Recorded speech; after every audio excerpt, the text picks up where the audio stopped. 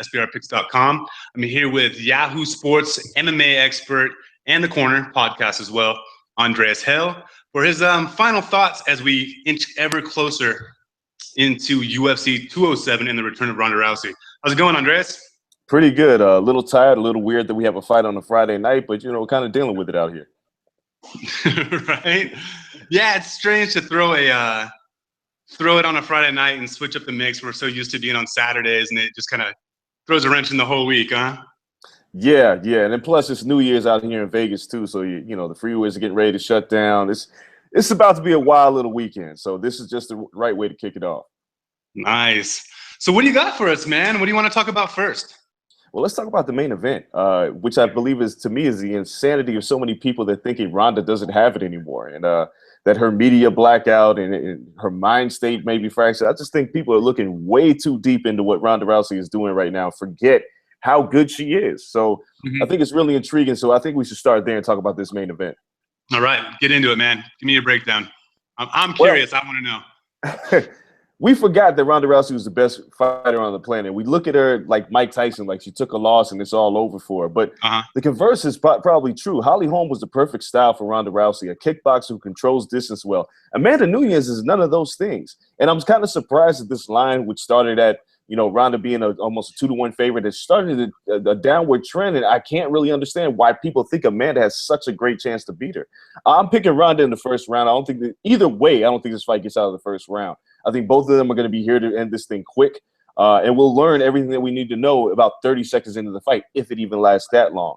Right. I think Amanda's a perfect fighter for Ronda. She gets close enough for Ronda to grab her, and I don't think Ronda's going to be convinced that she's a striker like she was in previous fights. I think she's here to handle business. And when people say, she's not talking to the press because she's damaged goods, I just think she's laser focused. And if you ask any fighter on the planet, if they didn't have to do press during fight week, they would gladly take that opportunity. And Ronda's been granted the opportunity, and I think that's going to manifest itself in a very quick and very devastating first round finish. And we'll all be talking about Ronda Rousey and how great she is again.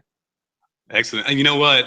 We alluded to this a little bit earlier, talking about you're saying a lot of people are discounting Rousey, and it's strange the way the line has moved. She opened up as a heavy favorite. She's still a moderately heavy favorite, but the line has definitely dropped, which is strange given the fact that only about 53% of the money is on Rousey. So I'm not sure what's going on with her, but I did take a small wager on Rousey. I also did take a small wager on the under.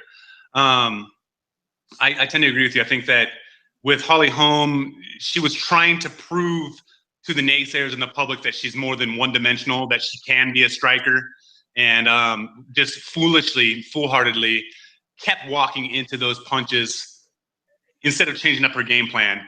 She was very clearly getting beat in that home fight, and she just didn't change up her game plan. She didn't go back to what she's good at. She just kept trying to, I think, prove to the public and prove to herself that she can stand up and box with a champion boxer.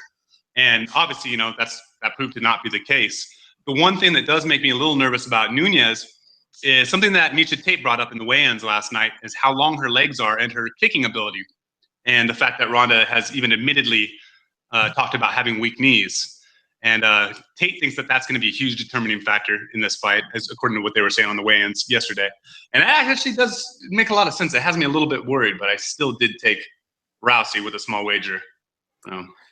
Yeah, I mean, I take what Miesha Tate says with a grain of salt because she's been dominated on a couple of occasions by Ronda Rousey. So, Amanda is just the type of fighter who, she's not a distance fighter. She doesn't control range. She's a great striker, but we forget she got pummeled by Kat Zingano not too long ago. And she's beaten Miesha Tate, and, but does that make her a Ronda Rousey killer, like, immediately? No, it doesn't. And if Ronda's back to her roots, nobody beats her.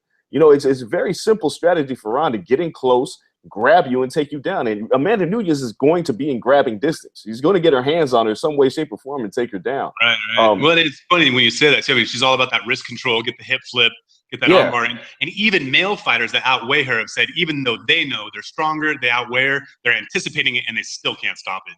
Yeah, you can't stop that takedown. That hip toss is very, very difficult to stop. And if Ronda's just focused on one thing, I mean, granted, she should be, well-rounded coming into this fight, but if she's focused on one thing, which is taking Amanda down and finishing her, what can Amanda do to stop her? I just don't see it. And so I'm really surprised that a lot of people have said, you know, Ronda's going to retire. She's not ready. She took a year off for a reason. I mean, we have to remember the spin cycle that she was being put through before the Holly Holm fight, the Travis Brown relationship, her issues with her mother and her coach at the time. You know, they were beefing. That takes a mental toll on you. The fight being in Australia, I mean, people forget, like, these things weigh heavily on you. Now she's fighting in Vegas with not a lot of press, focusing strictly on the fight. Did you see how in shape she was on the scale yesterday? She looked remarkable. She looked ripped. So this is a fight that, again, under a round. I don't see it lasting very long. It could go in the second round. Some people wonder if she's going to be tedious. I don't see that. I think she's coming to see. We're going to find out very quickly if Ronda still has it or not. And that's really it. The only thing, it's not going to be a physical thing. It's all mental. And I think Ronda's focus is laser sharp. She's ultra competitive, and I don't think she came here to kind of pussyfoot around and see what Amanda has to offer. I think she's trying to finish her and get her belt back. Right. And for all of our viewers, you can find Ronda Rousey to take the win, just the straight up win. -160 is about the best that you're going to get. There's some books that are as high as 171, 172 still. And as Andreas here was speaking of taking the under, it has climbed up, but you can still find it around -215. That's probably the best value you're going to get in a book that accepts North Americans, like 5 dimes. They have it at 215 currently. Bet365, 220, Heritage, 225. If you're in Canada or the UK, Pinnacle is all the way down at 214, so just a penny less than 5 dimes.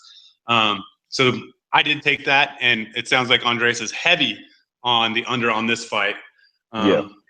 All right, what else you got for the main card? Cody Garbrandt and Dominic Cruz is a fight that has a ton of intrigue, but as the weeks have progressed to this fight, we start to realize that Dominic Cruz is a master manipulator of the mind. And he's got Cody in all kinds of fits right now. He's got Cody pissed off and ready to kill him.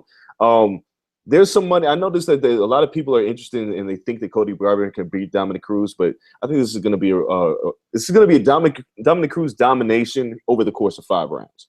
So I would take Dominic Cruz in the over on this fight. I don't give Cody Garbrandt much of a chance. He has a puncher's chance. We've seen stranger things happen in 2016. But Dominic Cruz is, to me, the best pound-for-pound fighter outside of Conor McGregor, who is the epitome of pound-for-pound by moving up and down weight classes. But before that happened, Dominic Cruz is my #1 fighter on the planet. I don't see anybody beating him. And I don't see Cody Garbrandt doing the same. Where are we at right now with Garbrandt? He's a plus 180-something, or is he higher than that? Let me see. The over and the under is at 2.5, okay. And it's their over is heavily favored at -220, -215. Plus, there's quite a bit of money going on the over as well. Let me switch over to the actual winner outcome.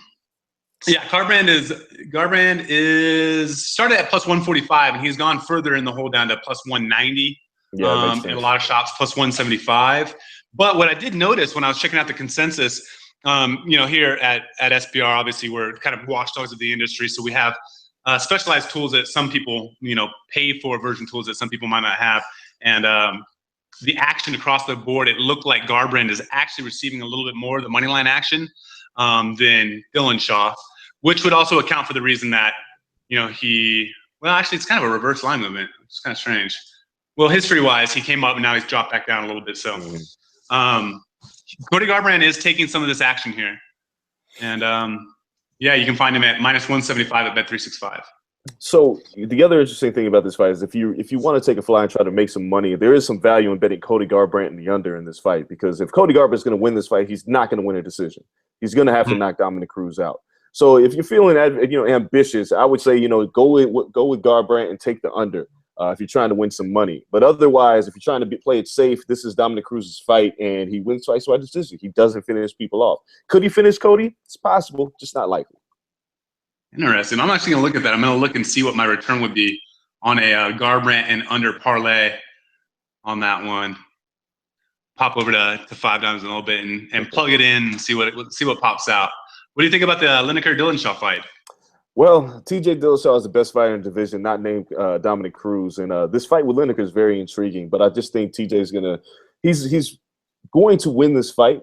But this is another situation that's very similar to the Cody Garbrandt Dominic Cruz fight, where Lineker could finish this fight inside of a round if he catches Dillashaw. He's not going to win a decision. So if you're feeling ambitious, take John Lineker, take the under. Because that's the way that John Lineker can win this fight, and that's where the value's at if you're going to bet. But Dillashaw should win this fight by unanimous decision. He could even stop Lineker late, but it's very similar to the fight that we're seeing in the co-main event. Very similar styles, two knockout punches versus two guys who are points fighters, who are smart ring generals that win by decision. So it's the same thing. If you're going to find some value, go with Lineker in the under. Man, I mean, that could be quite viable if it does end up turning that way. It's 2.5 rounds is what the over and the under is set at, and you can get easily around the plus 200 mark on just the under alone without trying to pair it with anything else. 5 Dimes has got the under right now plus 195. It's like Heritage at plus 185 as well as Pinnacle. Yeah, man, I think this is gonna be a good fight. But this is another interesting one. We were talking a little bit about the overs and how there's a lot of heavy money on the overs right now.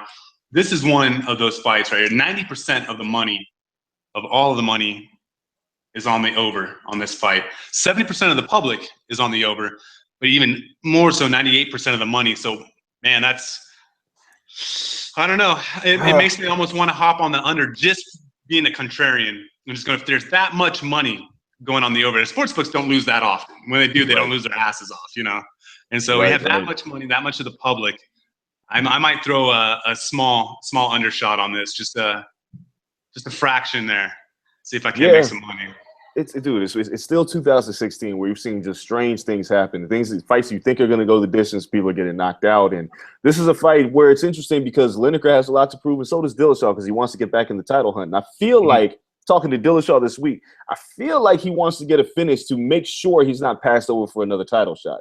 So that could work both ways. It could work in his favor where he can finish this fight early, or he could be a little bit over anxious and get caught by Lineker, who's one of the hardest punchers in the division, period. Lineker is a little small for the division, but this one of these two fights, like if you look at this fight in the co-main event, one of them is not going to go the distance. I know a lot of money's going in on the over, but these guys have a lot to prove, and you have the perfect style matches where you have a points fighter versus a knockout artist. And I think somebody's got to go down within, in the under 2.5 rounds. Right. And I agree with you. And I think the more I look at some of these, the amount of just action that's going on in the books with these fights, it makes me want to almost bet unders all across the board on small portions. And I know that a couple of them are going to hit and be profitable. It's not going to be winning huge money. You're going to win a few bucks. I mean, we got there's heavy money. Like Magny and Hendricks, 85% of all of the money is on the over on that fight. The Kim versus Safadine, 85% of all of them, and only 59% of the public. So it's a fairly even split on what the public's doing, but there's a lot of sharp money going on it. Same thing with the Pyle and Garcia fight. Only 51% of the public is on the over on that fight. So it's very, very split on what the public action is doing, but 91% of the money is on the over on that fight. So there's heavy, sharp action going on the over. The Oliveira fight, I couldn't find an actual consensus on the actual amount of money, but 91% of the public is on that fight going over. And then the Safadine fight, 98% of the money is on the over. Yeah, there's a little bit of insanity here. I want to start with the Magny and Hendricks fight. Hendricks came in overweight. He looks drawn. I talked to him earlier this week. He just seems completely out of it. I don't know what the weight cut is doing to him, but this is a perfect opportunity where this fight could end very early, just due to Johnny Hendricks' conditioning. He's going to look for a knockout early, and if Magny can take advantage of Hendricks' mistakes, he could finish him early. It's a fight that a lot of people see going over, but I don't. And that's strictly because of what I've seen this week out of Johnny Hendricks. So I take the under on that fight. Another fight is the Tim Means-Oliveira fight. Tim Means is a killer. And it's the first fight on the card, and Means is always out here to prove something. So, and Oliveira, who, the other Cowboy, who lost to Cowboy recently, I don't see that fight going over either. I think there's going to be an emphatic win, and I'm picking Tim Means in that fight. I just think Means has been on a, hell bent to finish his opponents, and he's looked really good doing it. And I really don't know how this guy makes weight because he's a giant for that weight class. So those are two fights that I definitely don't see going the distance. Yeah, man. I don't have any say other than on the Olivier Means fight. I agree, man. He is a beast. But yeah, just from the contrarian aspect, it makes me kind of want to lean on the under on that one, especially on the Safadine fight. The Safadine fight, I think I'm gonna throw a couple bucks on the under on that one as well, just to go against the public. Let's see. Did we want to get into anything else with the undercards at all? You got anything, any value? Actually, let's look at it this way. If you were gonna say still what's available with the current odds, what do you think the highest value from a bettor's perspective is? It's tough, man. I mean, I feel like Ronda's just a sure thing tonight, but it's even still, there's not a ton of value in it. I'm just surprised that line is as close as it is. So Ronda on the money line to win is probably the most sure thing that I'm going to say tonight. And people are going to say that I'm crazy because we haven't seen Ronda in a year, but we didn't see Dominic Cruz for 3 years, and we saw what he's done. So a year off for Ronda, I think she finishes this fight, and yeah, I feel like you can bet the farm on this. Nice. All right, so we got Ronda. Also a heavy lean on Ronda on the under. Absolutely. And we're both definitely liking the Lineker-Dillashaw under. I'm actually going to go play. I haven't wagered on that one yet. I am going to go place a little under wager on that. And what else you got going on? You got anything else that you'd like to plug for our viewers? Anything going on over at the corner? We're getting ready to do our year-end show. I take a senior editor position at champions.co. So I'm a senior editor now. So you can find a lot of my stuff over there as well. That's really it, man. It's just trying to get through 2016 and move on to 2017 and get through this hellacious year. I'm trying to bubble wrap people like Stevie Wonder to make sure they don't pass away before the year ends, which is insane. But it's been a nuts year, and I feel like we're going to end with a wild card for UFC 207, the return of Ronda Rousey. Right. All right. Thank you so much for your time. You guys can check out his other interview that he did with Peter Lochak at sbrpicks.com. Just pop over, hit the videos button. Boom, it'll drop down. You can go to More Sports and UFC there. You can find that video or on YouTube as well. Visit The Corner. You got the podcast there. Also Yahoo Sports MMA. Check out sbrodds.com. We have all the lines laid out for UFC in an easy to find fashion. If you find a line that you like and you don't have an account with that book, the corresponding book is right above. Just click the button, pop over, help keep our lights on. And you guys have a wonderful day. Happy New Year. Happy New Year as well, Andreas. Thank you. And I guess we'll be talking again in a few weeks when we get started all over again with the cycle, huh? That's right. That's right. All right.